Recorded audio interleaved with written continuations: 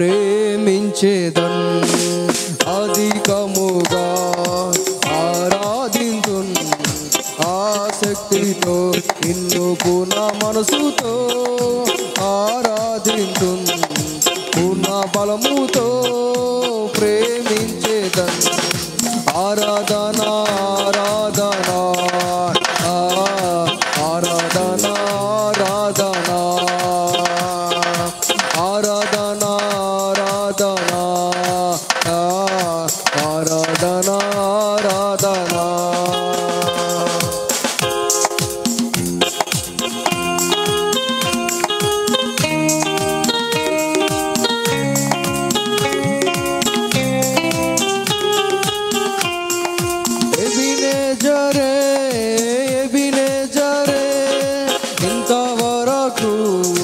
ఆదుకున్నావే ఎబినేజరే, ఎబినేజరే, ఇంతవరకు ఆదుకున్నావు నన్ను, ఇంతవరకు ఆదుకున్నావు నన్ను, ఇంతవరకు ఆదుకున్నావు.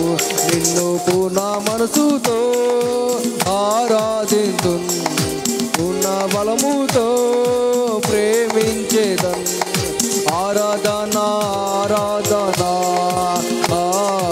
ఆరాధన ఆరాధన ఆరాధన ఆరాధన ఆరాధన ఆరాధన.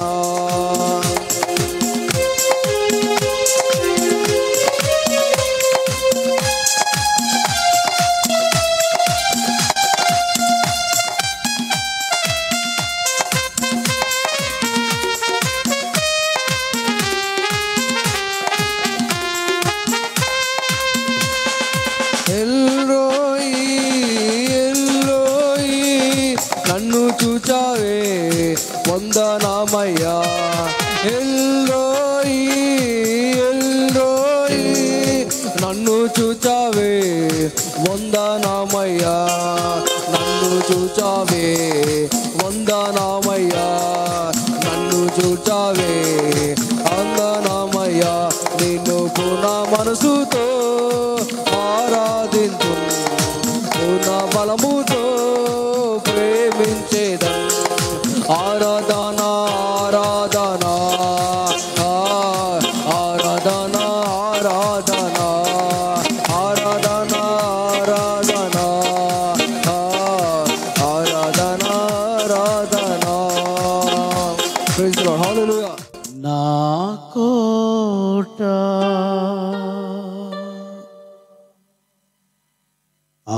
ఆరాధన నీకే,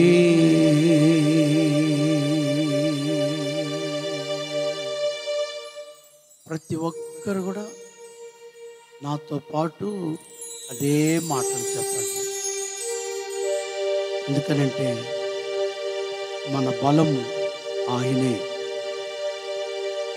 దావీదు అనేక మార్లు నా బలము నీవే, నా ఆశ్రయము నీవే, నా కోట నీవే, నా కొండ నీవే అని తన జీవితంలో దేవుని గురించి ఒప్పుకుంటూ ఉన్నాడు. మనం కూడా ఆయన్ని అనుభవించి ఉంటే బలహీన సమయములన్నిటిలో మనకు బలమై, బలహీన సమయములన్నిటిలో మనకు ఆయన బలమై ఏ విధంగా మన పక్షాన ఆయన ఉన్నాడో, ఏ విధంగా మనల్ని ఆదుకున్నాడో, ఏ విధంగా ఆయన మనకు సహాయమైనాడో అన్నిటినీ తలంచుకొని ఈ సమయంలో మనం నోరు తెరిచి చెప్దాం, నా బలము నీవే ప్రభువా. అందరు నోరు తెరిచి చెప్పండి, నా బలము నీవే. వెనుకున్న వాళ్ళందరూ కూడా చెప్పండి, అందరం కూడా చెప్దాం నోరు తెరిచి. అందరూ నా బలమా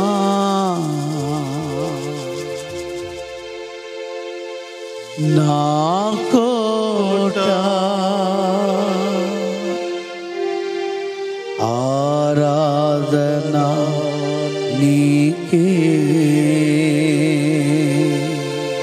మరొకసారి నా బలమా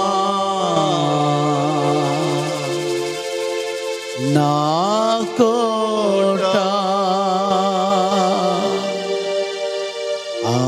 ఆరాధనా నీకే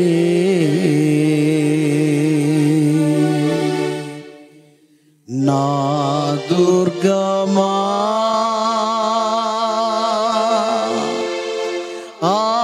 ఆశ్రయమా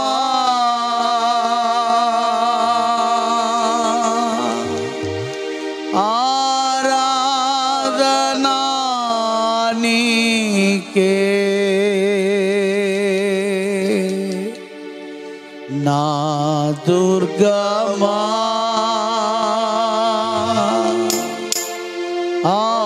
ఆశ్రయమా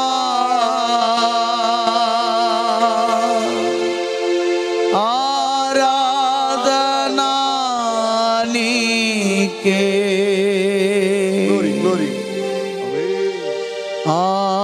ఆరాధనా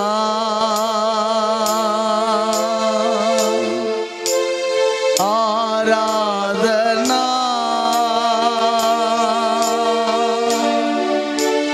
అబ్బా తండ్రి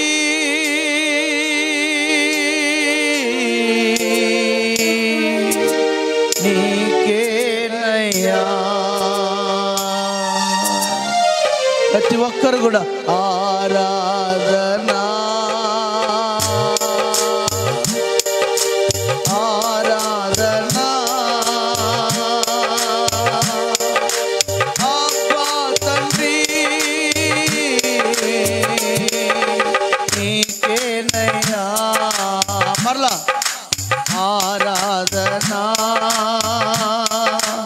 ఆరాధనా అబ్బా తండ్రి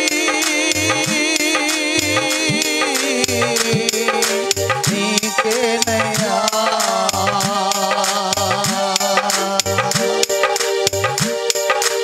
అంతట నివసించు యెహోవా ఎలోహి ఆరాధనా నీకే అంతట నివసించు యెహోవా ఎలోహి ఆరాధనా నీకే మా యొక్క నీతి యెహోవా సిక్కేను ఆరాధనా నీకే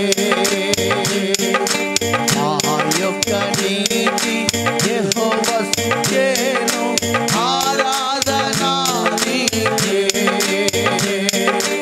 ఆరాధనా ఆరాధనా అబ్బా తండ్రి నీకేనయ్యా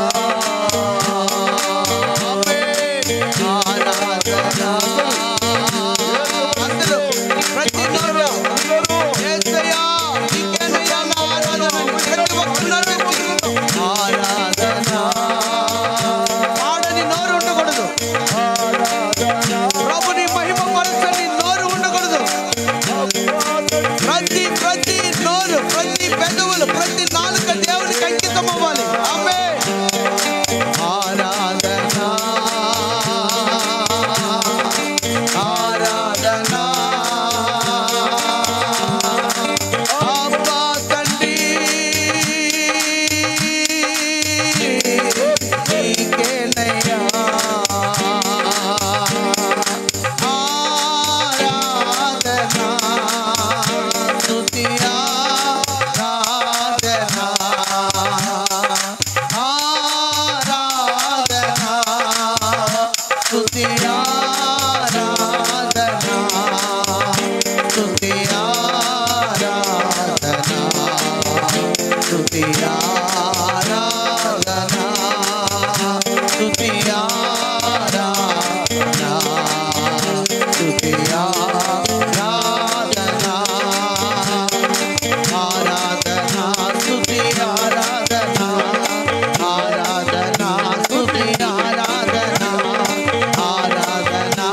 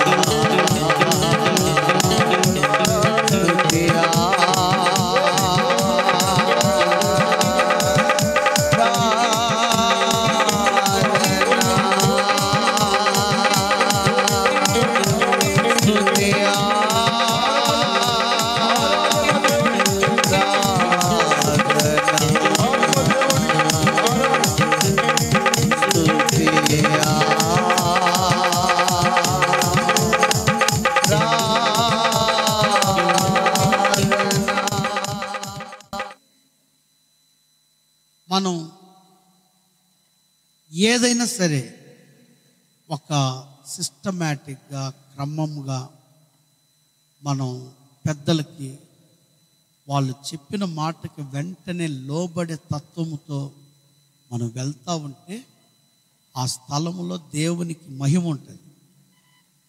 ఆ స్థలంలో ఎవరికి ఉంటుంది మహిమ?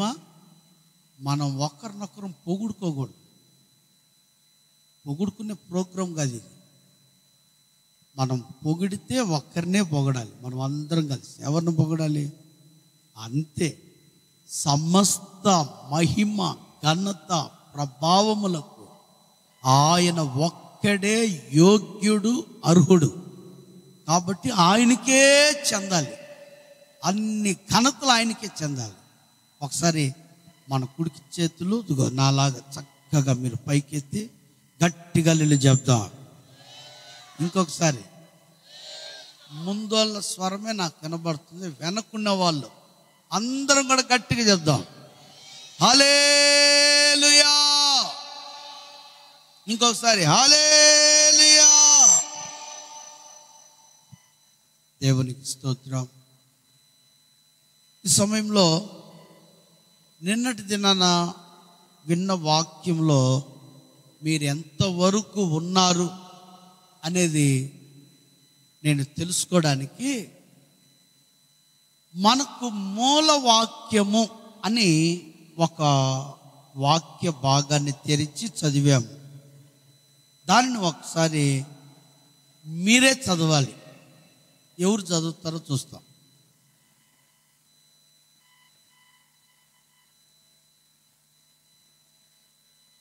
నిన్నటి దినాన మనకు ఒక మూల వాక్యం అని ఒక గ్రంథంలో నుంచి మనం చదివాం. ఎవరు చదువుతారు?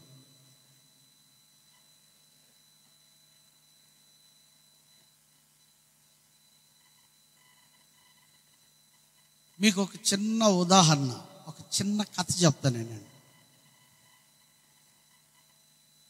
ఒక వ్యక్తి 3 బొమ్మలు ఒకే సైజులో ఉందంట,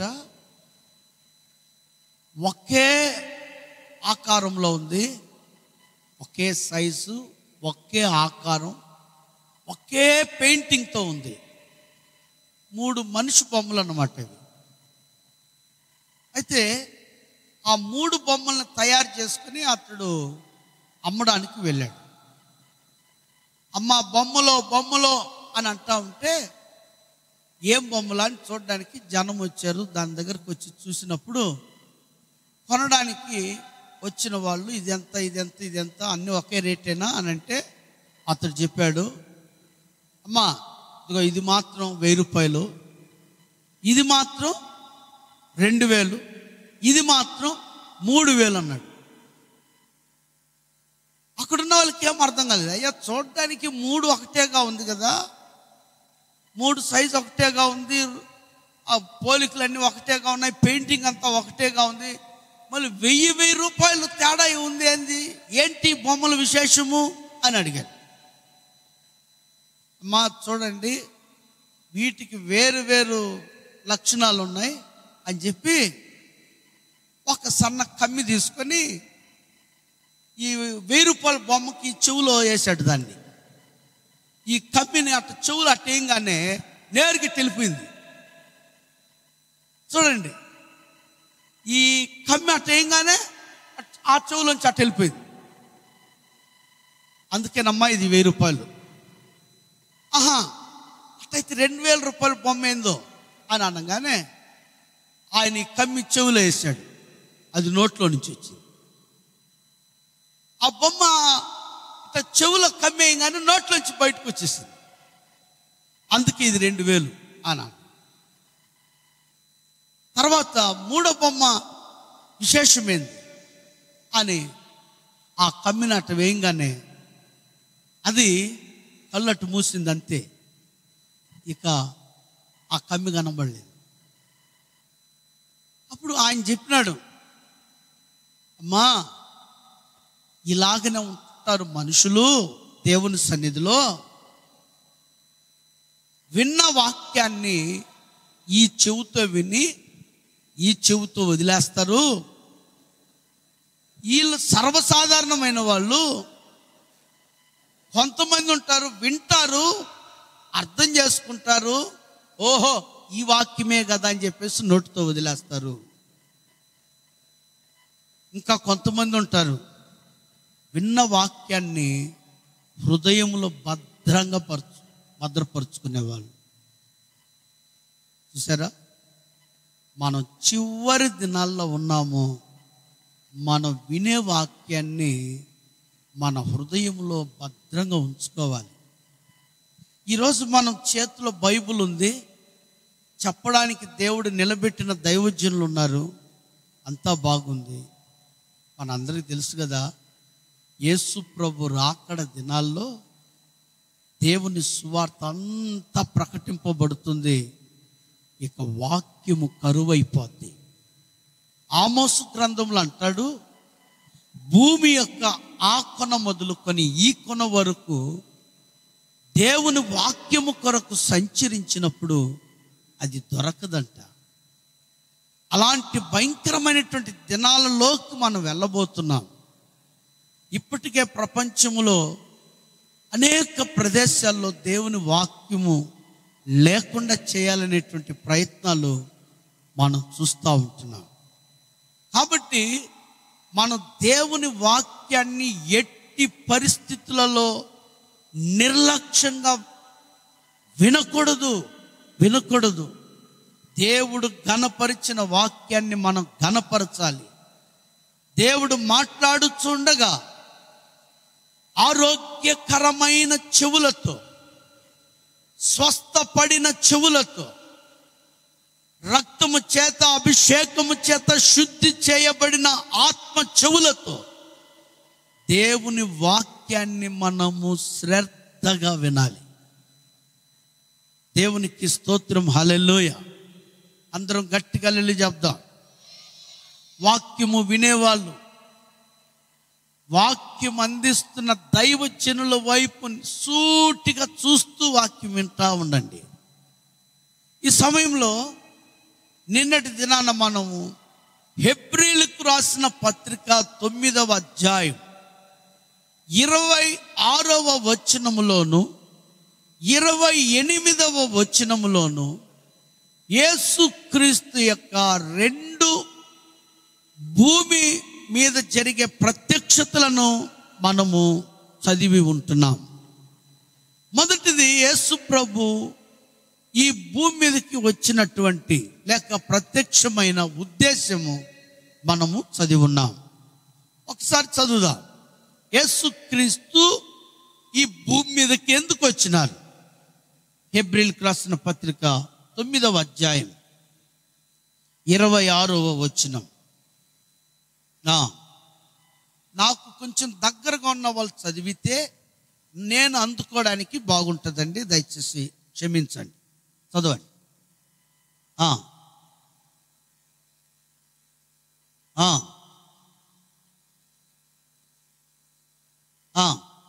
అయితే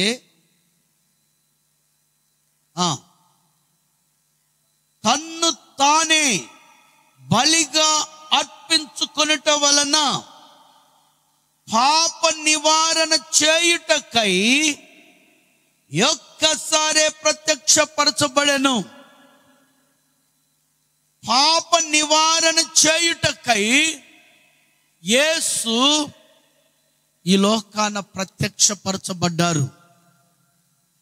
నిన్నటి దినాన యేసుక్రీస్తు ఎందుకు ఈ లోకానికి వచ్చినారు అనేటువంటి సత్యాన్ని, ఆయన శరీరధారుడుగా ఆయన ఎందుకు రావలసి వచ్చింది అనేటువంటి సత్యాన్ని, ఆయన నీతిమంతుడై ఉండి కూడా ఎందుకు అంత భయంకరమైనటువంటి శిక్షను, మరణమును పొందవలసి వచ్చిందో ఆ సత్యాన్ని నిన్నటి దినాన మనము ధ్యానం చేసుకుంటున్నాం. ప్రియమైనటువంటి దేవుని బిడ్డలారా, యేసుక్రీస్తు మన పాపముల నుండి మనలను విడిపించుటకు, పరిశుద్ధులనుగా చేయుటకే ఆయన 2024 సంవత్సరాల క్రితం ఈ భూమి మీదకి మనుషుడుగా అవతరించినారు. చూసారా? కాబట్టి మానవుడు పాపము నుండి విడుదల పొందాలని, తన పాపములకు క్షమాపణ పొందాలని, పాపి అయిన మనుష్యుడు పరిశుద్ధత పొందాలని ఆశ కలిగినటువంటి వానికి పరలోక రాజ్యమునకు అనగా పరిశుద్ధమైన రాజ్యమునకు, దేవుని యొద్దకు అనగా పరిశుద్ధుడైన దేవుని యొద్దకు మనుష్యుడు చేరాలంటే పరిశుద్ధతయే మార్గమని, ఎవరు పరిశుద్ధపరచబడాలని కోరుకుంటారో వారికి ఒకే ఒక మార్గము ప్రభు అయిన యేసుక్రీస్తు. కారణము ఆయన ఒక్కడే పాపములను క్షమించుటకును, పాపిని పరిశుద్ధపరచుటకును, పాపిని పరమునకు చేర్చుటకును యోగ్యుడై శక్తిమంతుడై ఉంటున్నాడు. కాబట్టి ప్రియమైనటువంటి దేవుని బిడ్డలారా, ఈ రాత్రికాల సమయంలో మనము రెండవ ప్రత్యక్షత, యేసుక్రీస్తు రెండవసారి వచ్చేటువంటి ఆ ప్రత్యక్షతను గురించి మనము 29వ వచనములో మనము చదివినట్లయితే, ఆయన తన్ను కొరకు ఎదురు చూచుకుంటున్న వారి నిమిత్తమై, ఒకసారి చదువుదాం. అలాగనే క్రీస్తు కూడా అనేకుల పాపములను భరించుటకు తన కొరకు కనిపెట్టుకొని ఉండు వారి రక్షణ నిమిత్తము పాపము లేకుండా రెండవసారి ప్రత్యక్షమగును. యేసుక్రీస్తు వారు మొదటిసారి ప్రత్యక్షమైనటువంటి విధానమును మనం గమనించినట్లయితే, ఆయన మనుష్యుడుగా ఈ లోకానికి రావలసి వచ్చింది. కారణం ఏంటి అనేది నిన్నటి దినాన మనం చూడగలిగినాం. ఈ శరీరము ఇది పాప శరీర ఆకారం. ఈ పాప శరీర ఆకారంలో మనందరి పాపములను ఆయన భరించడానికి ఈ శరీరముతో రావలసి వచ్చింది. కానీ ఆయన ఇప్పుడు రెండవసారి ఈ శరీరముతో రారు. మొదటిసారి లోక పాప భారమును మోసుకొని పోయాడు దేవుని గొర్రె పిల్లగా ఆయన ఈ లోకానికి వచ్చినారు. ఆ రీతిగా వచ్చినట్లు మనం చూస్తూ ఉంటున్నాం. కానీ ఇప్పుడు రెండవసారి గొర్రె పిల్ల వలె ఆయన రారు. ప్రియమైనటువంటి దేవుని బిడ్డలారా, యేసు ప్రభు కనికరమును ప్రేమను మన పట్ల చూపడానికే మొదటిసారి ఈ లోకానికి వచ్చినారు. కానీ యేసుక్రీస్తు రెండవసారి రాబోతున్నది కనికరమును ప్రేమను చూపుటకే కాదు. యేసుక్రీస్తు వారు మొదటిసారి వచ్చింది మనందరి నిమిత్తము మరణించడానికే ఆయన ఈ లోకానికి వచ్చినారు. కానీ యేసుక్రీస్తు రెండవసారి మరణించడానికి రావడం లేదు. ప్రియమైనటువంటి సహోదర సహోదరులారా, యేసుక్రీస్తు వారు మహిమ కలిగినటువంటి దేవుడిగా ఆయన మధ్యాకాశమునకు ప్రత్యక్షము కాబోతుంటున్నాడు. ఆయన కొదమ సింహమై రాబోతూ ఉన్నాడు. ఆయన పరిశుద్ధులకు న్యాయము చేయబోతూ ఉంటున్నాడు. ప్రియమైనటువంటి దేవుని బిడ్డలారా, ఆయన మరణించడానికి రావడం లేదు. ఇదిగో, ఎవరు యేసు ప్రభు రక్తము చేత తమ పాపముల నుండి విడుదల పొంది పరిశుద్ధులై దేవుని బిడ్డలై పరిశుద్ధ జీవితము జీవిస్తూ దేవుని కొరకు దేవుని రాజ్యము కొరకు ఎవరు సిద్ధపడి కనిపెట్టుకొని ఉంటున్నారో వారి రక్షణ కొరకు రెండవసారి ఆయన రాబోతూ ఉన్నాడు. దేవునికి స్తోత్రం, హల్లెలూయా. అందరం గట్టిగా హల్లెలూయా చెప్దాం. హల్లెలూయా అని చెప్పేటప్పుడు విశ్వాసంతో సంతోషంగా దేవుని మహిమపరుస్తూ గట్టిగా చెప్తూ ఉండాలి హల్లెలూయా. ఇంకొకసారి కూడా చెప్పండి, కొంచెం సౌండ్ పెట్టి చెప్పండి, ఇంకా కొంచెం దేవుని మహిమపరుస్తూ చెప్పండి హల్లెలూయా. దేవునికి స్తోత్రం. కడబూర స్వరము ధ్వనించగా,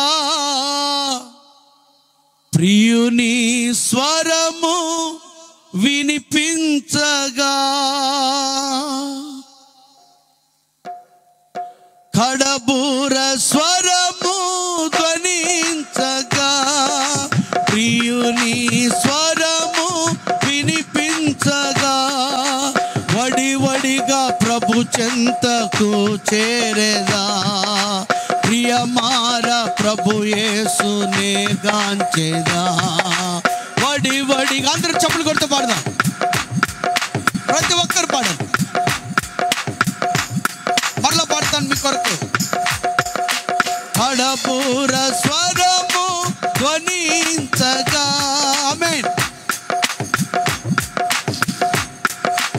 అందరూ పాడదాం. కడబూర స్వరము ధ్వనించగా, ప్రియుని స్వరము వినిపించగా, వడివడిగా ప్రభు చెంతకు చేరేదా, ప్రియమార ప్రభు యేసునే గాంచెదా. వడివడిగా ప్రభు చెంతకు చేరేదా, ప్రియమార ప్రభు యేసును గాంచెదా. నేడో రేపో నా ప్రియుడేసు మేఘాల మీదకే తెంచును. నేడో రేపో మేఘాల మీదకే తెంచును. మహిమాన్వితుడై ప్రియ యేసు మహీతలమునకు ఏ తెంచును. మహిమాన్వితుడై ప్రభు యేసు మహీతలమునకు ఏ తెంచును. నేడో రేపో నా ప్రియుడేసు మేఘాల మీదకే తెంచును. హల్లెలూయా. పాత నిబంధనలో ఉన్న ఒక చిన్న విషయాన్ని మీకు జ్ఞాపకం చేయాలని నేను ఆశిస్తూ ఉన్నాను. సంఖ్యాకాండము 10వ అధ్యాయం మొదటి వచనము నుండి ఒక్కసారి చదువుదాం. సంఖ్యాకాండము 10వ అధ్యాయము మొదటి వచనం నుండి. యెహోవా మోషేకు ఇలాగు సెలవిచ్చెను, నీవు 2 వెండి బూరలను చేయించుకొనుము, నక్షి పనిగా వాటిని చేయింపవలెను. 1 ఎన్ని బూరలు చెప్పండి, అందరు గట్టి చెప్పాలి. దయచేసి ఎవరు కూడా దేవుని సన్నిధిలో నిర్లక్ష్యంగా అలక్ష్యంగా నిద్రమత్తుతో ఉండనే వద్దు. దేవుని సన్నిధిలో సంతోషంగా ఉండండి. దేవుని వాక్యాన్ని శ్రద్ధగా వింటున్నారా లేదని చెప్పడానికే మీకు ఆ ప్రశ్నలు. అంతేగాని ఇది ఒక స్కూలు పరీక్షలు అలాంటివి ఏం కాదు. క్వశ్చన్ వస్తుందంటే, ప్రశ్న వేస్తున్నానంటే మీరు అలర్ట్గా ఉన్నారా లేదని తెలుసుకోవడానికి. దేవుడు మోషేకి చెప్పినటువంటి ఒక పని, నువ్వు వెండితో 2 బూరలను చేయించుకోవాలి. 2 బూరలు ఇశ్రాయేలీల మధ్య ఉండాలి. దేవునికి స్తోత్రం, హల్లెలూయా. ఇశ్రాయేలీలను దేవుడు ఏమని పిలిచినాడనంటే, వారు ఒక సైన్యం అని పిలువబడ్డారు. వారు ఒక సైన్యం. మరి 2 బూరలు దేవుడు ఎందుకు వారికి తయారు చేసుకోమని చెప్పినాడంటే, మొదటి పని, మొదటి బూర యొక్క పని చదవండి. అది సమాజమును పిలుచుటకును. ఒక బూర యొక్క పని, మొదటి బూర యొక్క పని సమాజముగా పిలుచుట. 2వ బూర యొక్క పని చూసారా, సేనలను తరలించుటకు. ఇది రెండవ బూర పని. చూసారా, ఉన్నది 2 బూరలే. ఒకటి, మొదటి బూర ఏమిటనంటే సమాజముగా కూడుట. అందరిని సమకూర్చడానికి దేవుడు ఏం చేస్తున్నాడు? పిలుచుచూ ఉన్నాడు. ఈ రాత్రికాల సమయంలో ఈ సంఘము ద్వారా, దైవజనుల ద్వారా ఇంత మంచి ఏర్పాట్లు చేసి, ఈ సౌండ్ సిస్టమ్ని ఏర్పాటు చేసి, ఒక దైవజనుని నిలబెట్టి దేవుడు ఎందుకు ఈ మాటలు వినిపించుచున్నాడు అనంటే, దేవుని సమాజమును ఆయన రక్తముతో ప్రజలు పరిశుద్ధులై ఆయన సమాజముగా, ఆయన పరిశుద్ధ గుంపుగా సమకూడుటకే ఈ మొదటి బూరను దేవుడు ప్రపంచమంతా కూడా ఊదుతూ ఉన్నాడు. ప్రస్తుతము ఈ మొదటి బూరనే ప్రపంచమంతా కూడా దేవుడు వినిపిస్తూ ఉంటున్నాడు. దేవునికి ఒకసారి గట్టిగా హల్లెలూయా చెప్దాం, ఇంకొకసారి చెప్దాం.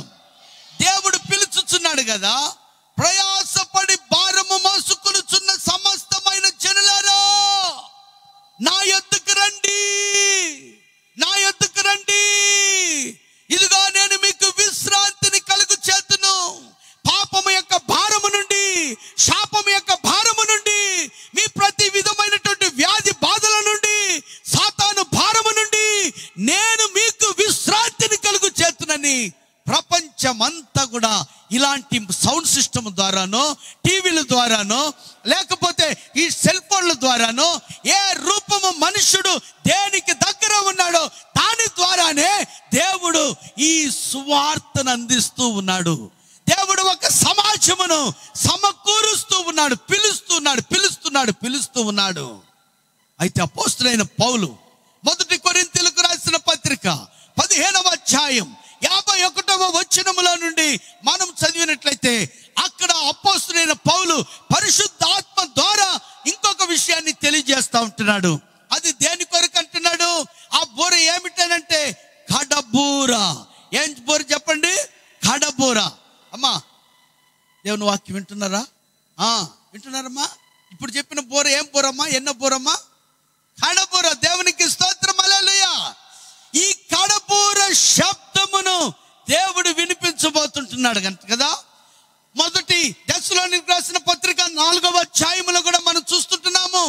ఆ బూరను ఎవరు ఊదుతున్నట్టుగా మనం చూడగలుగుతున్నాము తెలుసా?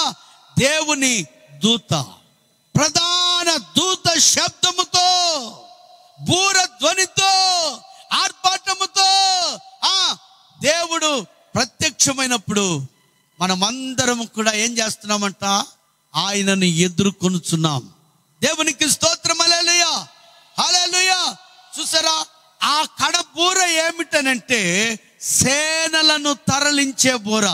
సమాజముగా కూడి వచ్చిన వారు, దేవుని కొరకు ఎవరు సైన్యముగా నిలబడుతున్నారో ఆ సైన్యమును తరలించేటువంటి కడబూర శబ్దం ఇంకా కొంతకాలంలోనే వినబడబోతూ ఉంది. దేవునికి స్తోత్రం, హల్లెలూయా. గట్టి చెప్తాం, హల్లెలూయా. అయితే యేసు ప్రభు 2వ రాకడలో జరిగేటువంటి విషయం ఏమిటో తెలుసా? చూడండి, ఇప్పుడు పాత నిబంధనలోనే మొదటి బూరను ఎందుకని చెప్తున్నాడు? సమాజము కోసం అన్నాడు. 2వ బూర లేకపోతే చివరి బూర దేనికంటే సైన్యమును తరలించడానికి. ఎంత ఒక వ్యత్యాసము అక్కడ దేవుని వాక్యములో మనం చూస్తుంటున్నామో లేదో. దేవునికి ఒకసారి గట్టిగా హల్లెలూయా చెప్పండి, హల్లెలూయా. గట్టిగా చెప్పండి, హల్లెలూయా. ఈ రాత్రికాల సమయంలో నేను ఏదో 4 మాటలు చెప్పేసి మిమ్మల్ని సంతోషపెట్టి కథలు చెప్పి వెళ్ళాలని నేను ఇక్కడికి రాలేదు. దేవుడు నన్ను ఆ ఉద్దేశంతో ఇక్కడికి తీసుకుని రాలేదు. మరొకసారి మనం ఇలా సమకూడుతామో లేదో నాకు తెలీదు, నేనుంటానో లేదో నాకు తెలీదు, మీరుంటారో లేదో నాకు తెలీదు. కానీ ఈ రాత్రి కాల సమయమును దేవుడు మనకిచ్చినాడు. దేవుని వాక్యముతో మన జీవితాలను మెలకువగా ఉండడానికి, సిద్ధపరుచుకోవడానికి పరిశుద్ధాత్మ దేవుడు మన మధ్యలో ఉండి మనల్ని ఈ రీతిగా నడిపిస్తున్నాడు. దేవునికి స్తోత్రం, హల్లెలూయా. ఎంతమంది ఇక్కడ నాలో ఆత్మదేవుడు ఉన్నాడయ్యా, పరిశుద్ధాత్మ దేవుడు నడిపించే వ్యక్తిని నేను, పరిశుద్ధాత్మ దేవుని ద్వారా నడిపింపబడుతున్న వ్యక్తిని నేను అని చెప్పే వాళ్ళందరూ మీ చేతులతో ఒకసారి గట్టిగా హల్లెలూయా చెప్పండి. చెప్పండి. పరిశుద్ధాత్మ దేవుడే మీలో ఉంటే పరిశుద్ధాత్మ దేవుడు చేసే పని ఏంటంటే మనలను అర్థము కాని వాటన్నిటిలో అంటే సర్వసత్యములో మనలను ఆయన నడిపిస్తాడు. సత్యము లేకుండా సత్యము తెలియకుండా మనం ఊరికేనే మనం చలామణి అయిపోతున్నామంటే నిజంగా ఆత్మదేవుడు మనలో ఉన్నాడనా లేడనా కదా. అందుకని రాత్రి మీలో ఆత్మదేవుడు ఉంటే మీరు దేవుని వాక్యాన్ని వింటూ పరిశుద్ధాత్మతో చెప్పాలి, అయ్యా నాకు చదువు లేదు, నాకు జ్ఞానం లేదు, చెప్పేటువంటి వాక్యాన్ని నేను అర్థం చేసుకోలేను, కానీ నీ ఆత్మ సహాయముతోనే ఈ రాత్రి అది జరగాలి, నీ వాక్యం నాలోకి ముద్ర వేయబడాలి అని చెప్పేసి మనం దేవుని వాక్యాన్ని శ్రద్ధగా ఆలకించుదాం. దేవునికి స్తోత్రం, హల్లెలూయా. చూడండి, ఇశ్రాయేలు జనమును పిలిచేటప్పుడు 2 రకాలుగా పిలుస్తున్నాడు కదా. ఇశ్రాయేలు జనమును పిలిచేటప్పుడు 2 రకాలుగా పిలుస్తున్నాడు. ఒకరు ఎవరంట? సమాజం. రెండవ వ్యక్తి ఎవరనంటే సైన్యము. దేవునికి స్తోత్రం, హల్లెలూయా. ఈ రాత్రికాల సమయంలో యేసుక్రీస్తు రాకడలో కూడా దేవుని ప్రజల మధ్యలో ఇటువంటి 2 విధాలైన మనుషులు మనం చూడగలం. దేవుని ప్రజల మధ్యలో ఈ 2 రకాలైన మనుషులను మనం చూడగలం. వాళ్ళు ఎవరనంటే పిలువబడిన వారు. రెండవ రకం ఎవరంటే ఏర్పాటు చేయబడిన వారు. మొదటి వారు ఎవరు చెప్పండి? గట్టి చెప్పండి. పిలుపు అందరికీ ఉంది. ఈ రాత్రి ఇప్పుడు చూడండి, ఈ సంఘము ద్వారా ఎంత మందికి కరపత్రాల్లో ఎన్ని వందల కరపత్రికలు కొట్టించారో తెలీదు. ఈ మీటింగ్కి ఎంత మందికి వాళ్ళు మెసేజ్ పంపించారో తెలియదు. వర్తమానం మా ప్రదేశంలో మందిరం ఆవరణంలో ఇలా కూడికలు ఉన్నాయి రండి అని ఎంత మందికి మెసేజ్ వెళ్ళిందో తెలీదు. వాళ్ళందరూ కూడా ఏం చేయబడ్డారు చెప్పండి? పిలువబడ్డారు. కానీ ఎంతమంది ఏర్పరచబడ్డారు? ఇక్కడ ఎంతమంది కూడి వచ్చినారు చూడండి కదా.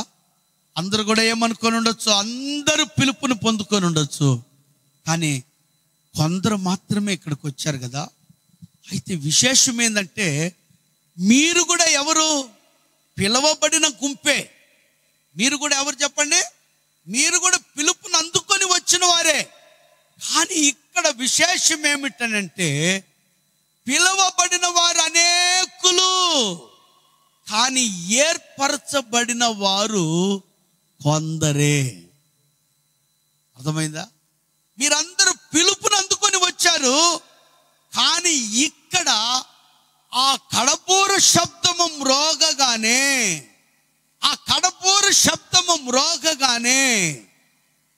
ఎవరు వెళ్ళబోతున్నారు తెలుసా? ఏర్పరచబడిన వారు ఆయనను ఎదుర్కోబోతూ ఉంటున్నారు. దేవునికి ఒకసారి గట్టిగా హల్లెలూయా చెప్దామా? ఈ రాత్రి మీరు ఇక్కడ కూర్చొని ఏం ఆలోచన చేస్తా? పిలువబడిన వారికి ఏర్పరచబడిన వారికి ఏమి అటువంటి వ్యత్యాసం పాస్టర్ గారు? దేవుని వాక్యంలో ధ్యానం చేస్తూ ఉంటే అంత చక్కటి వ్యత్యాసాన్ని మనం చూడగలము. ప్రియమైనటువంటి దేవుని బిడ్డలారా, ఈ రాత్రి మీ జ్ఞాపకం కోసం మత్తయి సువార్త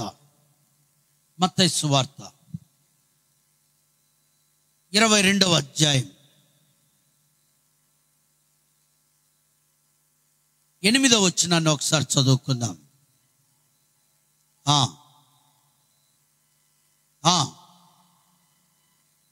పెండ్లి విందు సిద్ధముగా ఉంది, కానీ పిలువబడిన వారు పాత్రులు కారు గనుక.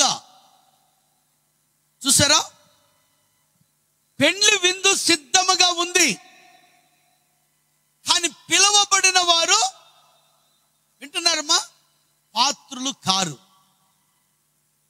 కారణం ఏంటి అనేది దేవుని వాక్యములో మనం చూసినట్లయితే మత్తయి సువార్త 22వ అధ్యాయం 5వ వచనం ఒకసారి చదువుదాం.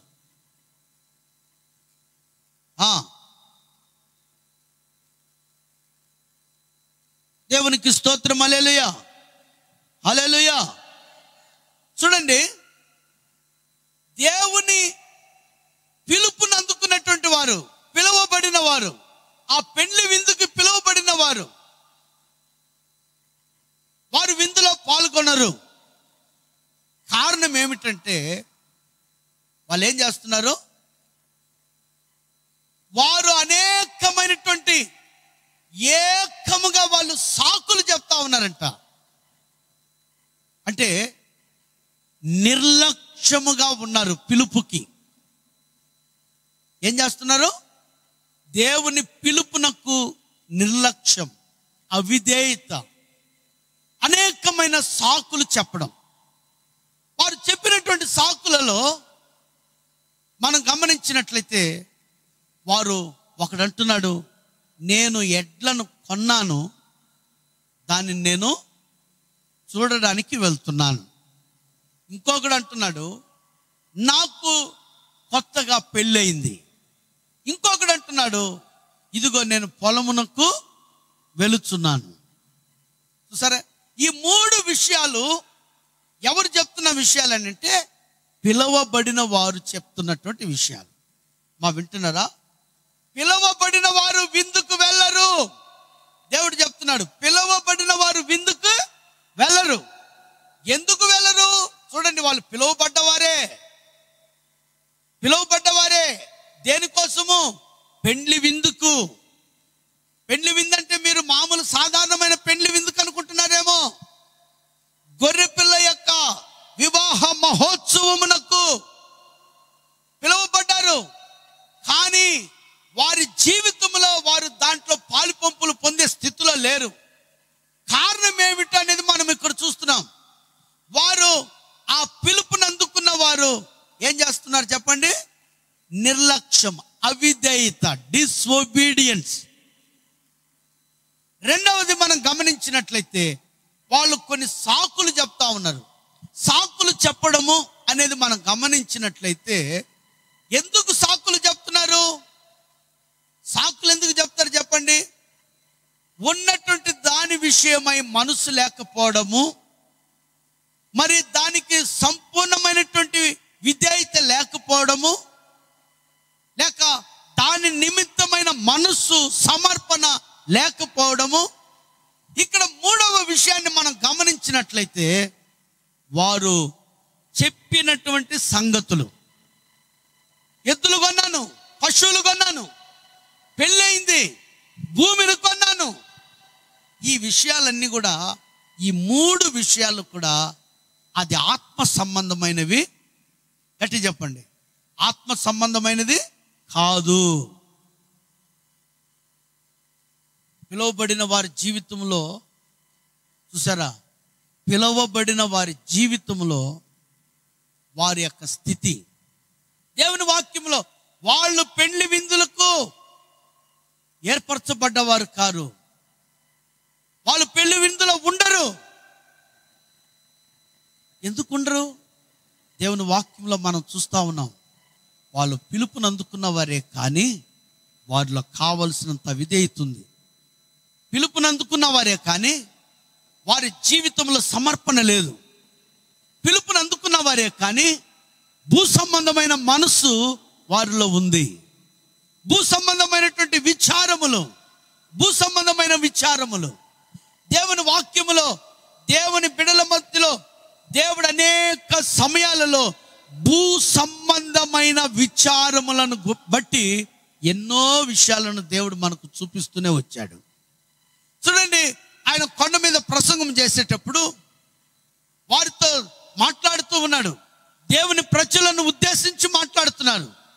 అన్యులు విచారించే విచారము మీకు అవసరం లేదండి. ఏమంటున్నాడు?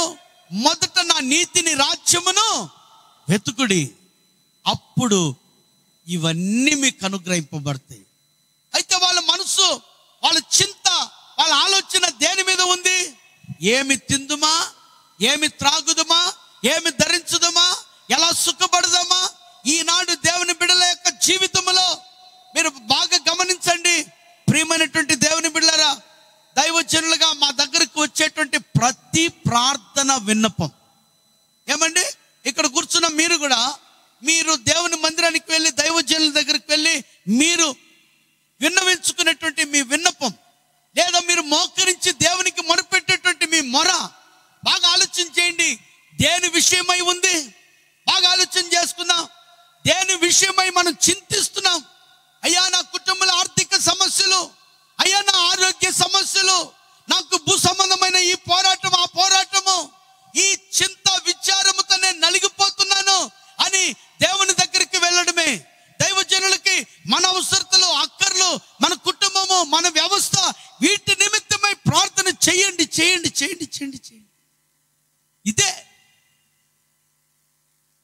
చూసారా, దేవుడు అంటున్నాడు, ఏమంటున్నాడు? వాటి విషయమై అన్ని జనులు విచారిస్తూ ఉంటారు, కానీ మీరు మొదట వెతకాల్సిందే దేని గురించి? ఆయన రాజ్యం, ఆయన నీతి నిమిత్తమై ఏం చేయాలి? మీరు విచారించాలి. మీరు బైబిల్లో చూడండి, దేవుని బిడల, దేవుని పరిశుద్ధుల ప్రార్థనల గురించి మనం చూసినట్లయితే సంఘములో ప్రార్థన చేసేవారు ఉన్నారు. అపోస్తలుడైన పౌలు ఉత్తరాలు రాస్తూ ఉంటాడు. ఆ ఉత్తరాలలో కొంతమంది ప్రార్థన జీవితమును గురించి రాస్తూ ఉంటాడు.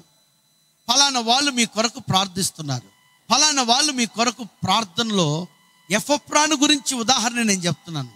ఎఫ్రా అనేటువంటి ఒక వ్యక్తి గురించి చెప్తున్నాడు.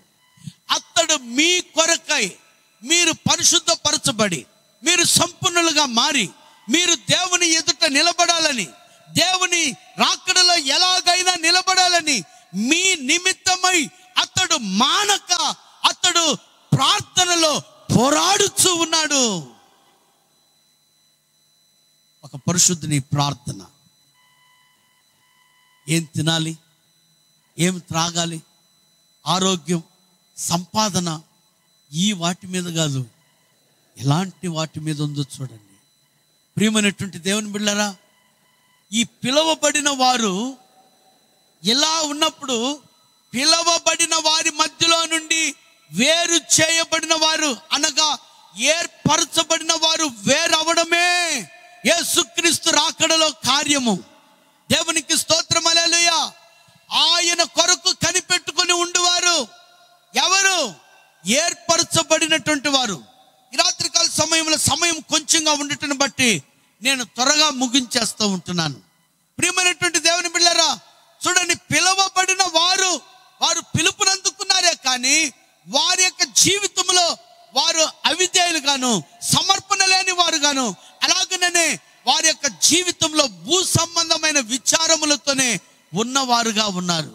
కానీ వారి మధ్యలో ఏర్పరచబడిన వారు ఉన్నారు. దేవునికి స్తోత్రం, హల్లెలూయా. ఏర్పరచబడిన వారి జీవితాన్ని ఒక్క ఉదాహరణతో నేను చెప్పి ముగించాలని ఆశిస్తూ ఉంటున్నాను. లూకా సువార్త 18వ అధ్యాయం 7వ వచనాన్ని మనం చదువుకుందాం. లూకా సువార్త 18వ అధ్యాయం 7వ వచనాన్ని మనం చదువుకుందాం. దేవుడు తాను ఏర్పరచుకున్న వారు దివారాత్రులు తన్ను గూర్చి మొరపెట్టుకొనుచుండగా వారికి న్యాయము తీర్చడా. దేవునికి ఒకసారి గట్టిగా హల్లెలూయా చెప్దాం, ఇంకొకసారి చెప్దాం. దేవుడు తాను ఏర్పరచుకున్న వారు. నేను చెప్పేటువంటి ఈ వాక్య భాగాన్ని మీరు కూడా నోటితో చెప్పండి. దేవుడు తాను ఏర్పరచుకున్న వారు దివారాత్రులు తన్ను గూర్చి మొరపెట్టుకొనుచుండగా వారికి న్యాయము తీర్చడా. ఇప్పుడు దేవుడు ఏర్పరచుకున్న వారు, వారి జీవితము, వారి క్రియలు ఎలా ఉంటాయో అనేది బైబిల్లో అనేక విషయాలు ఉన్నాయి. సమయము లేనందున మనకు ఉపయోగకరముగా ఉండుటకై ఇక్కడ ఒక వచనాన్ని చదువుకున్నాం. పిలువబడిన వారున్నారు. పిలువబడిన వారిలోనే ఎవరున్నారు? ఏర్పరచబడిన వారున్నారు. వారి చేసే పని ఏమిటనంటే, దేవునికి ఏం చేస్తుంటారంట? దివారాత్రులు దేవునికి మొరపెడతా ఉంటారు. దేవునికి స్తోత్రం, హల్లెలూయా. గట్టిగా చెప్దాం హల్లెలూయా. ఈ రోజుల్లో కావలసిన జీవితం ఏమిటో తెలుసా? ఈ రోజుల్లో కావలసిన జీవితం ఏమిటో తెలుసా? ముఖ్యముగా కావలసిన జీవితము ప్రార్థనా జీవితం. ముఖ్యముగా కావలసిన జీవితం ఏం చెప్పండి? అందరు చెప్పండి, అందరు గట్టిగా చెప్పండి. ప్రార్థన జీవితం అండి. నేను ముందుగానే మీకు మనసు గాయమయ్యేటట్లుగానే పాటలు పాడే వారి విషయమై నేను చెప్పాను. మంచిది, ఏం ప్రాబ్లం లేదు. నిజంగా మేము జరిపే మా సంఘ పరిచర్యల్లో పాటలు ఆరాధనకి చాలా ప్రాముఖ్యత ఉంది. ఎందుకనంటే దేవుడు స్తుతుల మధ్య నివాసం చేయవాడు. చాలా మంది పాటలు అయిపోయినాక వస్తుంటారు, చాలా మంది వాక్యం మధ్యలో వస్తారు, చాలా మంది వాక్యము లాస్ట్లో ఇంకా అరగంట ముగింపులో ఉందనగా వచ్చే వాళ్ళు కూడా ఉన్నారు. మామూలుగా మనకు మందిరములో జరిగే కార్యక్రమాలు వారానికి 3 కార్యాలు ఉన్నాయి అనుకుందాం. ఇట్లా నువ్వు జరిపేటువంటి లేక నువ్వు పాల్గొనేటువంటి సమయం ఎన్ని గంటలు పాల్గొంటున్నావు, ఎంత సమయం ఇంట్లో దేవుడితో గడుపుతున్నావు? అయితే దినమునకు 24 గంటలు, 24x7, వారమునకు అన్ని గంటలు, సంవత్సరమునకు అన్ని దినాలు, వీటన్నిటినీ నువ్వు జీవించిన సంవత్సరము దేవునితో నువ్వు గడిపే సమయాన్ని నువ్వు క్యాలిక్యులేట్ చేస్తే 365 సంవత్సరాలు బ్రతికిన హానోకు 300 సంవత్సరాలు దేవునితో నడిస్తే నువ్వు ఒకవేళ 70-80 సంవత్సరాలు బ్రతకవచ్చు. కానీ మొత్తం క్యాలిక్యులేట్ చేస్తే 70 రోజులైనా నీ జీవితంలో దేవునితో ఉండే అవకాశం ఉందా? 70x24 గంటలు వేసుకోండి. అన్ని గంటలు నీ జీవిత ఆయుష్కాలంలో ఉంటావా దేవుడితో? 2 వ్యక్తులు కనబడుతున్నారు ఒక ఇంటిలోనే. ఆ 2 వ్యక్తులు యేసు ప్రభు వచ్చిన చోట మనం చూస్తూ ఉంటున్నాం. ఒకరేమో వంటగదిలో ఉన్నారు, ఆమె పేరు మీ అందరికి తెలుసు. ఎవరైంటారు చెప్పండి? మార్తా. కానీ యేసు ప్రభు పాదాల దగ్గర కూర్చొని యేసు ప్రభు సన్నిధిలో ఆయన స్వరము కొరకు ఎదురు చూస్తున్న వ్యక్తి ఒకరున్నారు. ఆ పేరు ఏం పేరు చెప్పండి? మరియా. కానీ వీరిద్దరి జీవితాన్ని గమనిస్తే మార్తా కూడా ఎవరి కోసమో లేదు. మార్తా తన సొంత శరీరముల ఆకలి తీర్చుకోవడానికి ఆమె అక్కడ లేదు. ప్రభుని గణపరచడానికి, ప్రభుకి పరిచర్య చేయడానికే ఆమె ఉంది. ప్రభు కొరకే ఉంది, ప్రభు పరిచర్య కొరకే ఉంది. అయితే ఆమె ప్రభుకు దూరంగా ఉంది. కానీ యేసు ప్రభు వారిద్దరి మధ్యలో ఉన్న వ్యత్యాసాన్ని చెప్తున్నాడు. మరియా ఉత్తమమైన దాన్ని ఏర్పరచుకున్నది, అది ఆమె యొద్ద నుండి ఎవరు కూడా తీసివేయలేరు. ఈ రాత్రికాల సమయంలో దేవుని పేరు పెట్టుకుంటున్నాం, దేవుని సేవకులం అని చెప్తున్నాం, దేవుని యొక్క పరిచర్యకు అని చెప్తున్నాం, దేవుని సన్నిధిలో ఉంటున్నాం అని చెప్తున్నాం, దేవునిలో ఉన్నామని చెప్తున్నాం. కానీ వాస్తవముగా నీ హృదయం దేవునితో ఎంతవరకు జీవిస్తా ఉంది? నీ జీవితం దేవునితో ఎంతవరకు జీవిస్తుంది? నీవు వ్యక్తిగతముగా యేసయ్యతో ఉన్నటువంటి సంబంధం ఎంతవరకు? ఒక్కసారి ప్రభు సన్నిధిలో ఆలోచన చేస్తాడు. ఎందుకు తెలుసా? ఏర్పరచబడిన వారు దివారాత్రులు ఆయన సన్నిధిలో ఆయనకు మొరపెడుతూ ఉంటారు. మీరు అడగవచ్చు, పాస్టర్ గారు మాకు కుటుంబాలు ఉన్నాయండి, భర్త ఉన్నాడు, బిడ్డలు ఉన్నారు, ఉద్యోగం ఉంది, పని ఉంది, ఇవన్నీ మానేసి మమ్ములను దివారాత్రులు ఆయన సన్నిధిలో ఉండమంటారా? అద్భుతమైన విషయం ఏంటో తెలుసా? యేసు ప్రభు రాకడ గురించి ఆయన చెప్తున్నప్పుడు, రహస్య రాకడ గురించి చెప్తున్నప్పుడు ప్రభు 3 ఉదాహరణలు చెప్పినాడు. ఒకరు పొలంలో పనిచేసేటువంటి వారు, ఇంకొకరు తిరగలి విసిరేవాళ్ళు, ఇంకొకరు పడుకొని ఉన్నటువంటి వారు. వీళ్ళ ముగ్గురిని గమనించినట్లయితే వీళ్ళ ముగ్గురు పనులు అది ఆత్మ సంబంధమైన పనులుగా లేవు కదా. పొలంలో పనిచేయడం ఆత్మ సంబంధమైన పనా? ఇంటికాడ తిరుగులు ఆహారం కొరకు తిరుగులు విసరడం ఆత్మ సంబంధమైన పనా? తన శరీర అలసటను తీర్చుకోవడానికి పడుకొని ఉన్నారు, అది ఆత్మ సంబంధమైన పనా? కాదు. కానీ యేసు ప్రభు వారు చెప్పిన అద్భుతమైనటువంటి విషయం ఏంటంటే, ఇదిగో ఆయన రహస్య రాకడలో పొలములో 2 పని చేస్తుంటే ఒకరు ఎత్తబడ్డారు. తిరుగులు విసురుతున్న ఎత్తబడ్డారు, పడుకొని ఉన్నప్పుడు ఒకరు ఎత్తబడ్డారు. మరి ఏంటి, ఒకరు విడవబడ్డారు, ఒకరు ఎత్తబడ్డారు. ఈ రాత్రి మీలో విడవబడిన వారిలో ఉండాలనుకుంటున్నారా, ఎత్తబడిన వారిలో ఉండాలనుకుంటున్నారా? చెప్పండి, గట్టిగా చెప్పండి. అర్థమైంటే గట్టి చెప్పండి. మీరు విడవబడిన వారిలో ఉంటారా, ఎత్తబడే వారిలో ఉంటారా? ఒకసారి గట్టిగా హల్లెలూయా చెప్దాం. ఎత్తబడే వారిలో ఉండాలంటే ఇప్పుడు ఏం కావాలి? ఇప్పుడు చెప్పండి. నువ్వు పొలంలో ఉన్నా కానీ నీ మనసు ఎలా ఉండాలి? గట్టి చెప్పండి అమ్మా.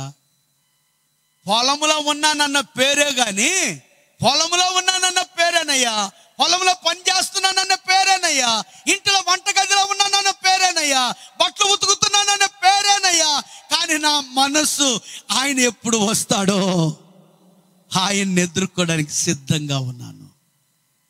బైక్ మీద వెళ్తున్నానన్న పేరే, కారు తోలుతూ వెళ్తున్నానన్న పేరే.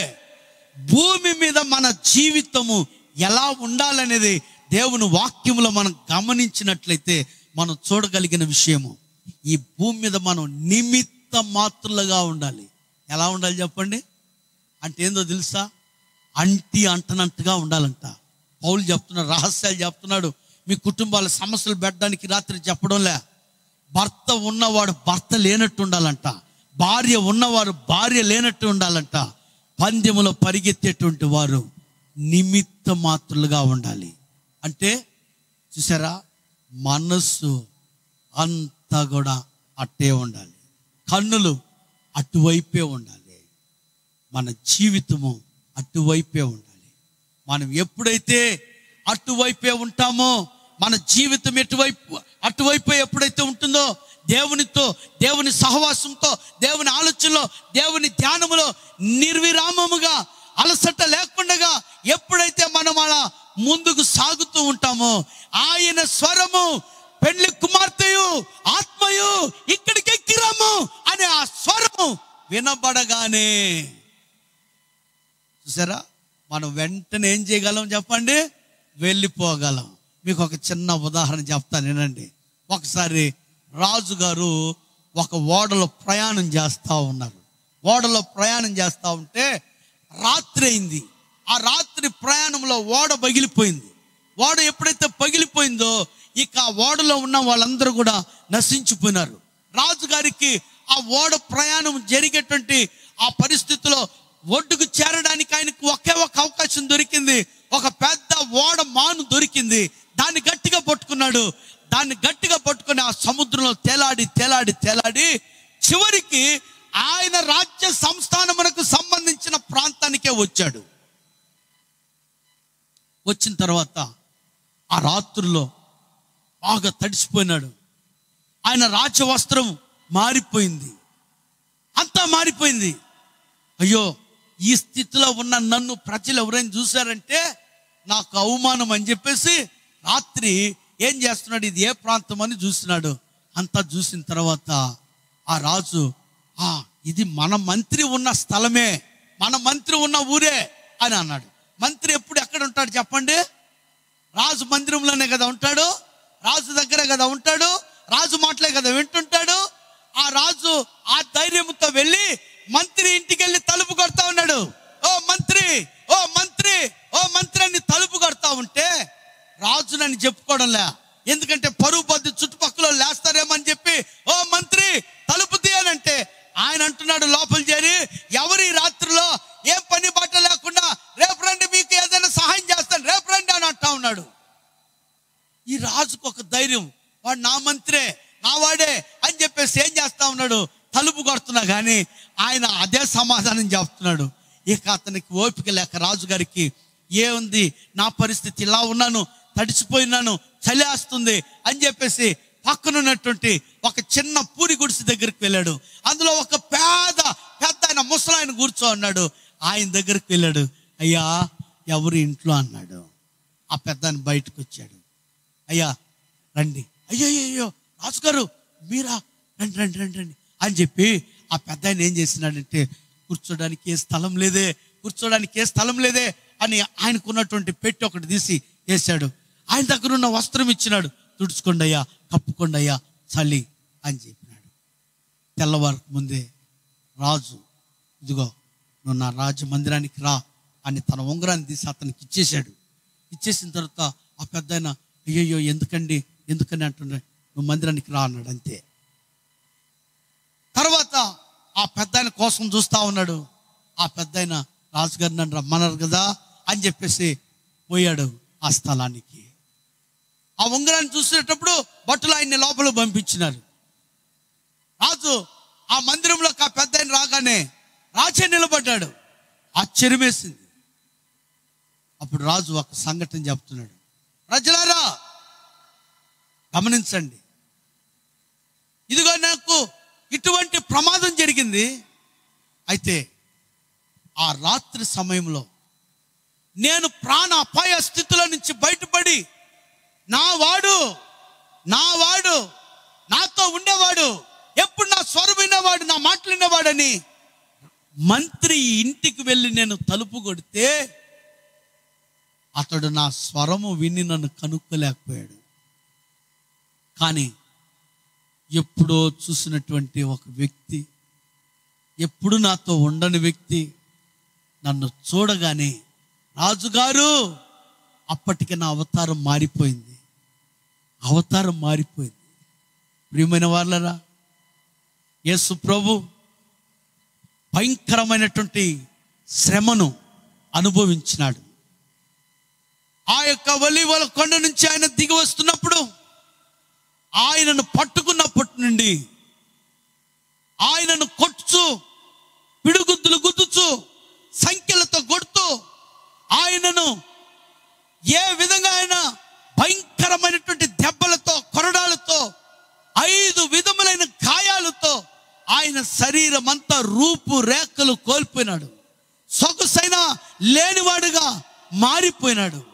అటువంటి యేసు ఆ యొక్క సమాధి చేయబడిన తరువాత ఆయన చెప్పినట్లుగానే ఆయన లేచినప్పుడు మగ్దలేని మరియా అక్కడికి వెళ్ళింది. ఆయనను చూడడానికి వెళ్ళింది. ఆయన శరీరాన్ని సుగంధ ద్రవ్యాలతో కాపాడడానికి వెళ్ళింది. అయితే ఆ యొక్క సమాధికి బండ తొలగింపబడింది. ప్రభు లోపల లేడు. ఆమె ఎక్కడ లేని ఆవేదనతో అక్కడ ఉన్నటువంటి వారిని అడగాలని వెళ్తే తోటమాలిగా ప్రభు అక్కడ ఉన్నాడు. ఆయన మరణించే సమయానికి ఆయన శరీరము రూపము ఎలా ఉన్నిందో అదే విధంగానే ఆమెకు ప్రత్యక్షమయ్యాడు.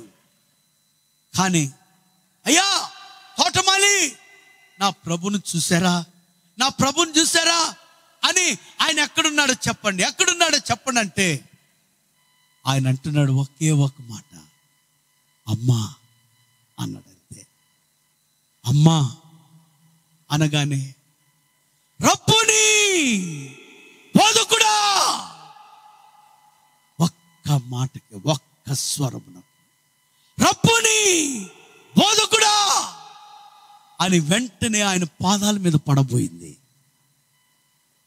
గమనించండి, యేసు ప్రభు ఆమెకు ఎందుకంత ప్రాధాన్యత ఇచ్చాడు? ఆయన పునరుద్ధానుడైన తర్వాత ఆమెకే మొట్టమొదటిగా అగ్గుపడడం కారణం ఏంటి? కృతజ్ఞురాలండి, కృతజ్ఞురాలు. 7 దెయ్యములు పట్టబడింది ఆమె జీవితంలో. ఆమె 7 దెయ్యముల నుండి విడుదల పొందింది. ఇక అప్పటి నుండి నా జీవితాన్ని దెయ్యాలు పరిపాలిస్తూ ఉన్నాయి. ఇప్పుడు ప్రభు నన్ను విడుదల చేశాడని ప్రభుని ప్రేమించడం మొదలుపెట్టింది. ప్రభు పరిచర్యలో ఆమె తన ఆస్తులు అమ్మి ఆయనతోనే సంచరించింది. ఆయన పరిచర్యలో భాగస్తురాలైంది. ప్రభు మరణాన్ని సహించలేకపోయింది. ప్రభు పునరుద్ధానుడు అవుతాడని ఆమె ఆదివారం చీకటి ఉన్నప్పుడే, తెల్లవారకు ముందే సమాధి తోటకి పరిగెత్తుకొని వెళ్ళింది. గమనించండి, ఎంత కృతజ్ఞురాలు, ఎంత ప్రేమించింది. అందుకే ప్రభు ఆమెకు ప్రత్యక్షమయ్యాడు.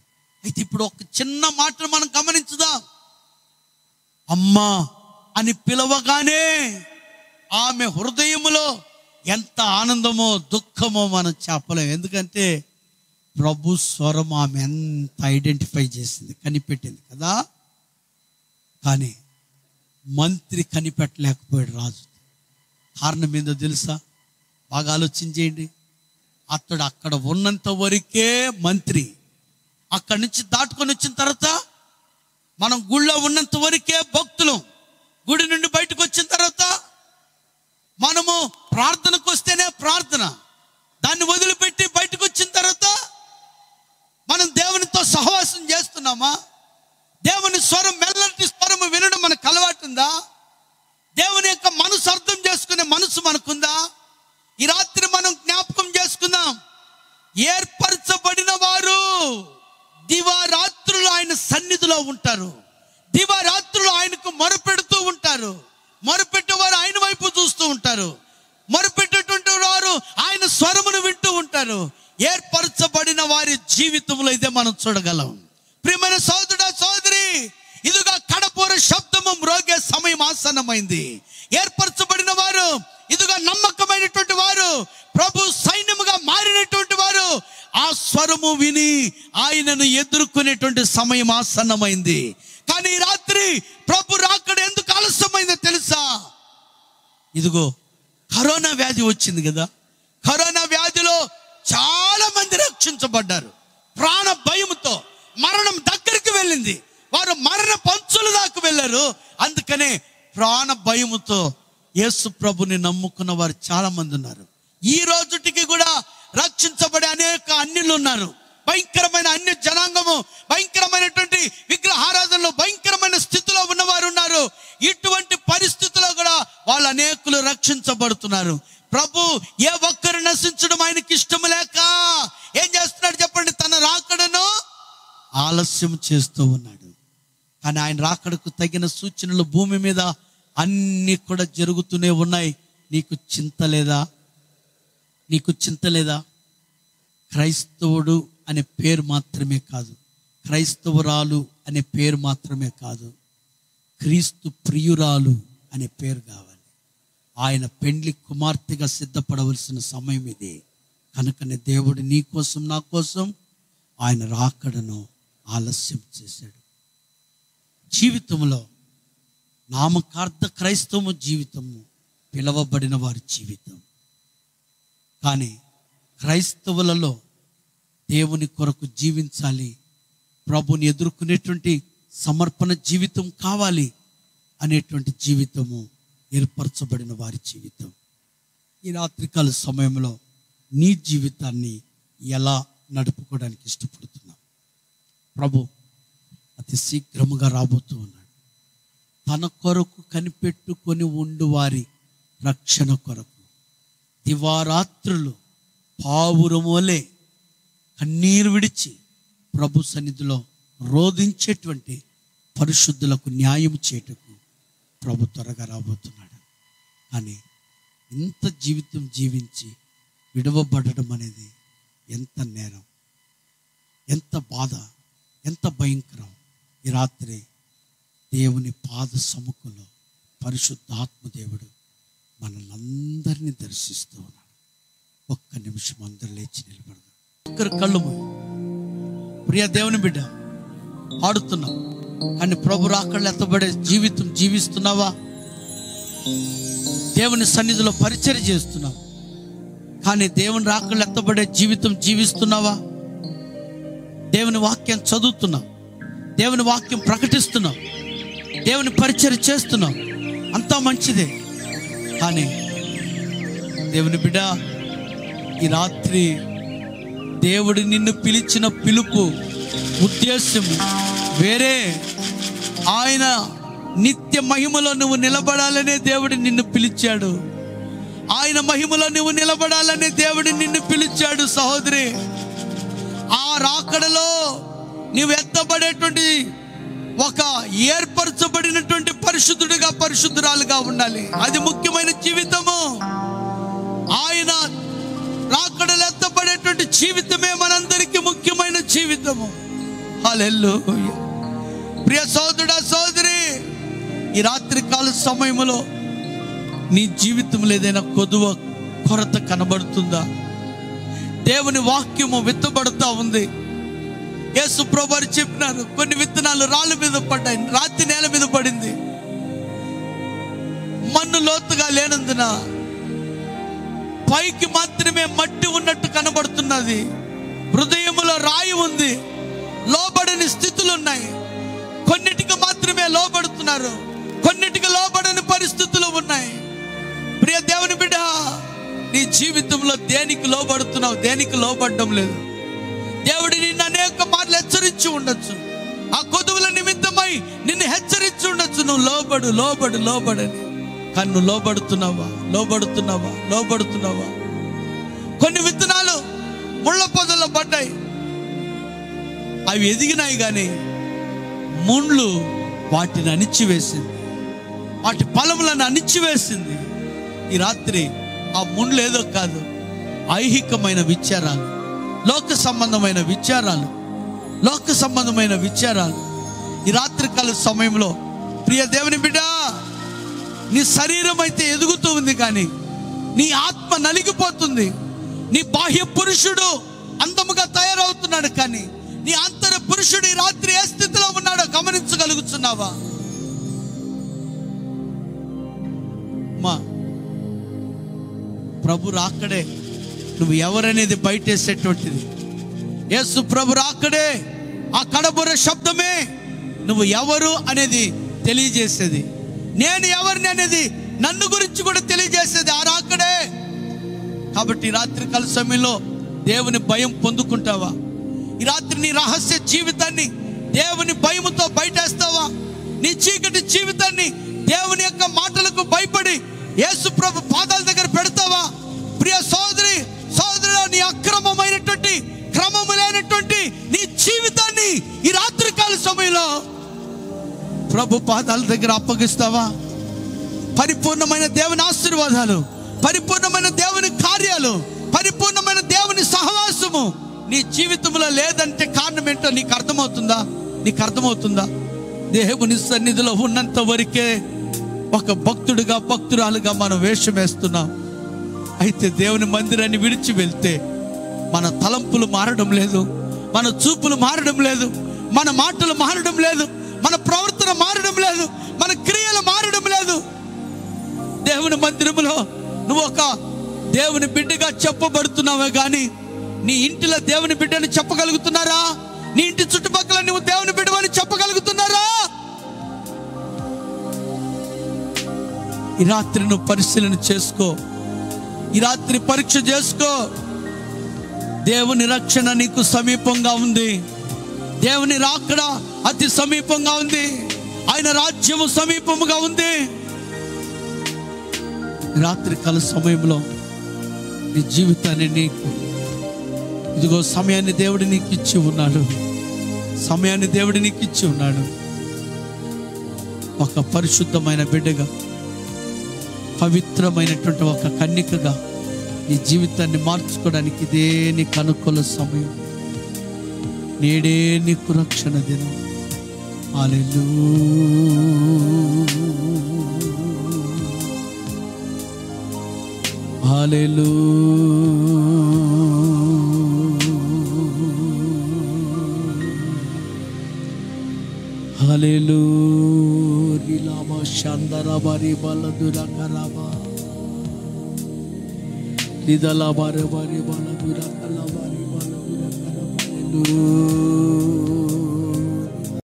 దూరంలో ఉన్నటువంటి సోదరుడా, అమ్మా, అయ్యా, ఎంతమంది యేసయ్య రక్తంతో నేను కడగబడాలి, ఇక నేను పరిశుద్ధంగా జీవించాలి, ప్రభు వలె జీవించాలి అని ఎంతమంది తీర్మానం చేసుకుంటారు? ఎంతమంది రాత్రి తీర్మానం చేసుకుంటారు? ప్రభు సన్నిధిలో ఆయన వైపు చేతులెత్తి అందరం మొరపెడదాం. ప్రభు వైపు మనం అందరం చేతులెత్తి ఆయన వైపు చూస్తూ, ఆకాశం వైపు చూస్తూ, నా మీద కనికరముతో రా దేవా, నా మీద కనికరముతో రా తండ్రి, నన్ను కరుణించు తండ్రి అని అందరూ కూడా కేక వేద్దాం. మా ప్రతి ఒక్కరు కూడా ఎవరు మౌనంగా ఉండదు. సోదరి, అమ్మా, రేపేం జరుగుతుందో నీకు తెలీదు. అయ్యా, రేపేం సంభవిస్తుందో నీకు తెలీదు. నీ జీవితం ఎప్పుడు ముగిస్తుందో నీకు తెలీదు. అందుకనే ఈ రాత్రి నీ జీవితాన్ని అప్పగించుకో, ప్రభుకి అప్పగించు, కన్నీటితో అప్పగించు. యేసు, నీవే నాకు కావాలయ్యా. యేసయ్యా, నీవు నాకు కావాలయ్యా. యేసయ్యా, నీవే నా హీరో. యేసయ్యా, నీవే నా ప్రియుడము. యేసయ్యా, నీవే నా తండ్రివి. యేసయ్యా నీవే నా భర్తవి, యేసయ్యా నీవే నా బంధువి, యేసయ్యా నీవే నా స్నేహితుడివి, అన్ని నీవే కదా. కాబట్టి నీవే నాకు కావాలి, మనుషులు కాదయ్యా. ఈ భూమి మీదనే ఉన్నా కానీ నా పౌరస్థితి పరలోకమందు ఉంది. నేను ఈ భూమి మీద పరదేశిని, యాత్రికుడినని. ఏ నాటికైనా నా ప్రభుని చేరుకోవాలి, ఏ నాటికైనా నా ప్రభు రాజ్యములో యుగ యుగములు నేను ఆయనతో ఉండాలని ఆశతో, దాహముతో చేతులెత్తి ఆయనకు మొరపెడతావా? నా కన్నులు మారిపోయినాయ్యా, లోకం వైపు చూస్తున్నాయి, నా దర్శనం మారింది, నా తలంపులు మారినాయి అని రాత్రి ప్రభు రక్తంతో కడగబడతావా? ప్రభు రక్తంతో కడగబడతావా?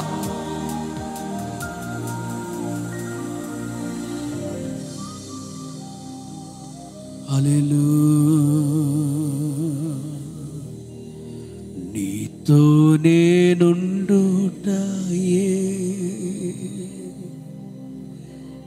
జీవితవాంఛయా,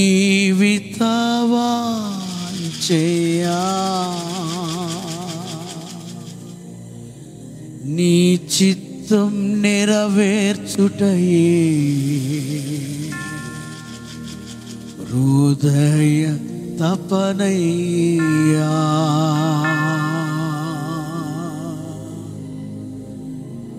అందరు చెప్పండి. నీతో నేనుండుటయే. చప్పట్లు ఎవరు కొట్టద్దు, నాతో కలిసి పాడండి, నాతో కలిసి చెప్పండి. యేసయ్యా నీతో నేనుండాలి. అందరు చెప్పండి. నీతో నేనుండుటయే జీవితవాంఛయా,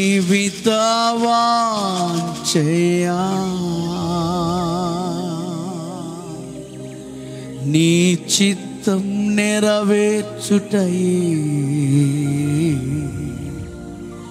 హృదయ తపనయ్యా. యేసయ్యా నిన్నే కదా నా ముందు నిలిపేను. యేసయ్యా నిన్నే కదా నా ముందు నిలిపేను. యేసు నీవే కావాలి, యేసు నీవే నాకు కావాలి. యేసయ్యా నేను మనసారా నిన్ను కోరుకుంటున్నానయ్యా. యేసయ్యా నా జీవితంలో నీవే భాగమయ్యా, భాగ్యమయ్యా.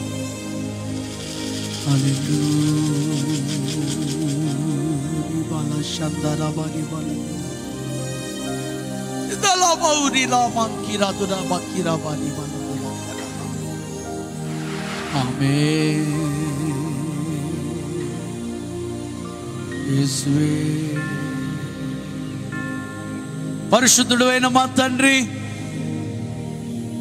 కృపగల దేవా, మీకు స్తోత్రాలు స్తుతులు చెల్లిస్తున్నాం.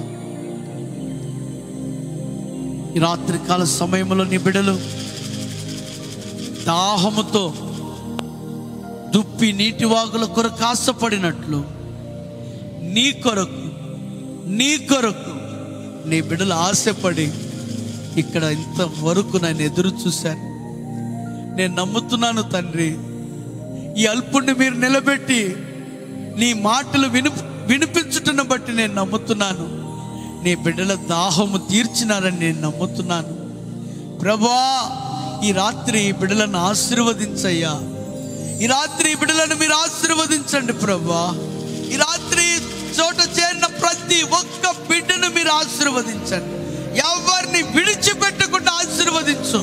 ప్రతి ఒక్కరు కూడా నీ ఏర్పాట్లో ఉన్నటువంటి నీ గుంపుగా చేయమని ప్రార్థిస్తూ ఉన్నాను. నీ సైన్యముగా మార్చమని ప్రార్థిస్తున్నాను. ఏ ఒక్కరు తప్పిపోవడం నీకు ఇష్టం లేదు ప్రభా.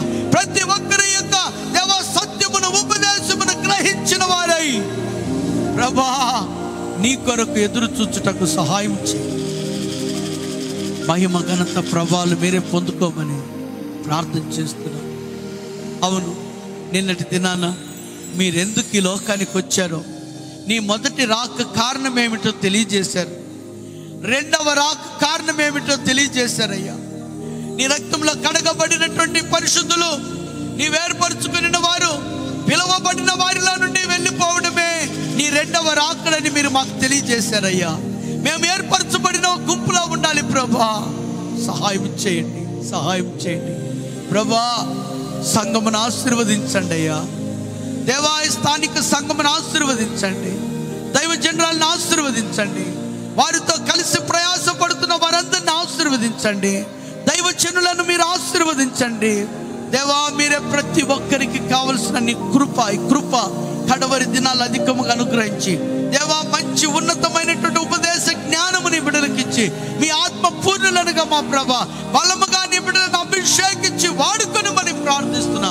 నీ సేవకులకు మంచి ఆరోగ్య బలములు దయచేయమని ప్రార్థిస్తున్నా.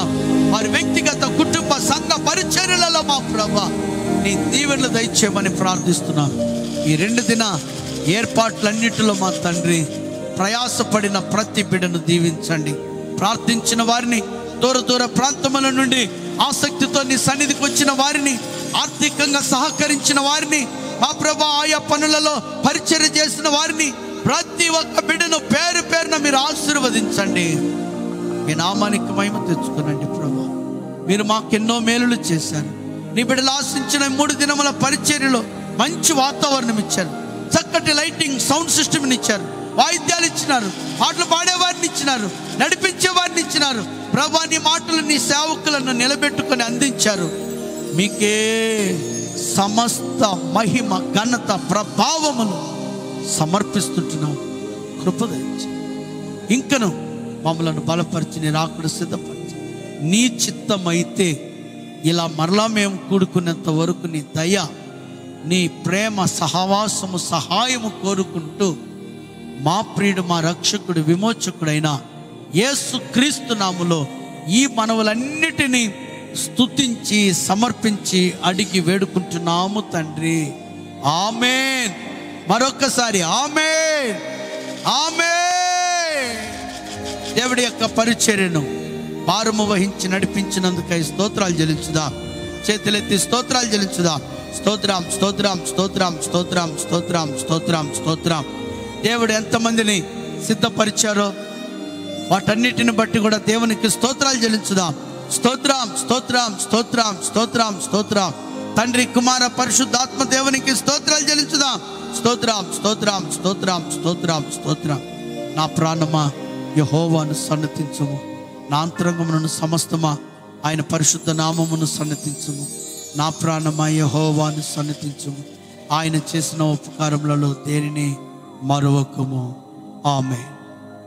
జ్ఞానమునకు మించిన దేవుని ప్రేమ, మన రక్షకుడు, విమోచకుడైన యేసుక్రీస్తు వారి అపారమైన కృప, సర్వసత్యముల నడిపి పరిపూర్ణులనుగా చేసి ఆ పెళ్లి కుమారుని ఎదుట నిలవబెట్టే పరిశుద్ధాత్మ దేవుని సహవాసము, సన్నిధి, కొలతలేని అభిషేక బలము చేరి ఉన్న మనకును, మన కుటుంబములకును, సంఘములకు, పరిచర్యలకు సదాకాలము తోడై ఉండి నడిపించునుగాక. ఆమేన్, ఆమేన్, ఆమేన్. హల్లెలూయా, హల్లెలూయా, హల్లెలూయా. దేవుని స్తోత్రాలు. దేవుని పేరిట మీ అందరికి వందనాలు.